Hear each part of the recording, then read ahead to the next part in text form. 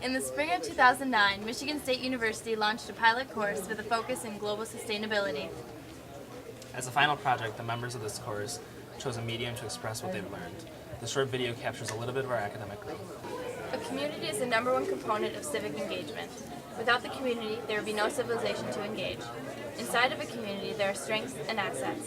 When these attributes are recognized, implemented, and valued, the result is capacity building. This is a process that strengthens the abilities of people to take collective action towards creating a healthy ecosystem, vital economy, and social well-being.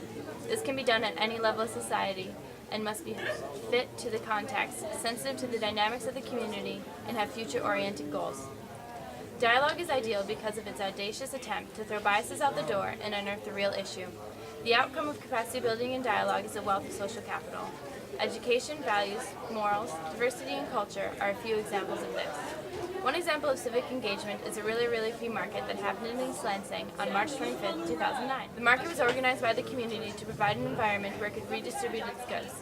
The diverse community members of East Lansing shared their ideas and opinions through an informal dialogue.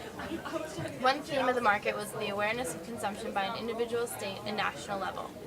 The diverse strengths of the community were engaged at the really free market, establishing a foundation for future events. My perception of social equity was entirely separate from environmental and economic sustainability, but learning about their integration makes a lot of sense. The way these systems influence each other is reflective of the interconnectedness of people around the world. We've learned a lot about a number of concepts and campaigns that are driving sustainable integration, particularly overseas. The fair trade movement is a huge promotion of sustainability because it enhances the livelihoods of communities while also supporting environmentally conscious business. Another example is the Kiva Micro Lending Group, which adopted a powerful mission to globally support entrepreneurs. Using just the web and independent lending interests, rather than corporations and large banking systems, starting a business in the third world country is possible. The group has sparked sustainable economic growth in some of the most unlikely locations. History has shown that equality among people is the direction of positive growth, and I think that sustainable growth is our challenge today. Social equality is sustainable simply because of its connection to the economy and the environment. The three support each other and thrive together. Economic viability is incredibly important for sustainability to move forward. All projects and policies have to be funded, and it is vital that everyone involved in the process understands the costs and benefits of various programs. The analysis of environmental impact combined with economic interests is complex and will be difficult for individuals not trained in the school of thought of the sustainability field. In the corporate arena, there is an incredible amount of work to be done to evaluate the impact of various projects and industries on the ecosystem. Corporations will be seeking out students who have studied this aspect of sustainability. Remember that each individual change that a corporation makes will first be studied intently and picked for the best possible return. The students at MSU are excited about sustainability and environmental stewardship, as well as obtaining good, high-paying jobs after graduation. President Obama has been quoted several times as saying we should be preparing our students for the jobs of tomorrow. And we can do that by creating our own educational path around sustainability. These jobs are coming, the trend is taking over, and the only question MSU should ask itself is, does it want to be on the forefront or does it want to be left behind?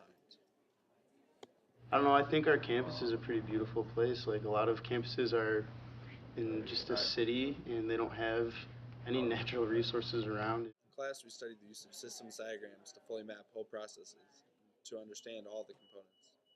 As we move our way towards a more sustainable planet, we will need to continually add more depth to our cost-benefit analysis of projects and proposals. Systems diagrams and holistic thinking will help us gather the information that needs to be included in our decision-making process. My green shoes are actually mostly white. The sort of white you get when you stir up a can of cream paint, or kind of like sand on an ancient beach. My conservative friend told me that they're the color of baby spew. I like that. They're organic after all. Each green shoe has more mileage than I do. They traveled from California to Michigan, but even before. The soles are made from old tires that shot up and down highway along the coast. Now they lead me down trails watched over by 100-year-old trees and streets overtowered with 100-year-old buildings made of mud and timber even older than that. My shoes are natural. They don't grow on trees, but they're cultivated in fields. My shoe stalks were brown and green at times, and they showed tiny blossoms, rather fragrant, little white petals that were landing pads for bees. They sucked up the radiation in the sky and turned it into footwear. I paid $15 for them. All in all, I'm pretty comfortable in my shoes. The current state of the world appears to sustain life for now and the future. The key word being appears. Just because we cannot see the damages with our eyes does not mean that they don't exist. The necessities that keep biological species alive in the environment, such as water, sanitation, and food, must be able to sustain a certain population for a long period of time. This limit of population size is referred to as carrying capacity. As the population grows, the capacity of the Earth to sustain it decreases.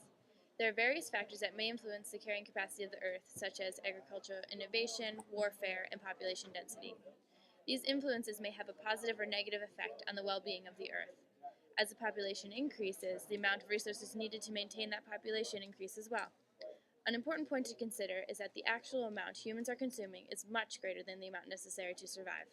This unprecedented rate of consumption led to dramatic increases in greenhouse gas emissions, and as stated on the EPA website, the 8 warmest years on record have all occurred since 1998. The repercussions of global climate change are far-reaching and not completely understood, but certainly include decreased biodiversity, increased weather severity, and loss of human life. Tulips and Chimneys, number 18 by E. Cummings. The moon is hiding in her hair, the lily of heaven, full of all dreams, draws down. Cover her briefness in singing, close her with intricate faint birds, by daisies and twilights, deepen her, recite upon her flesh the rain's pearls, singingly whispering.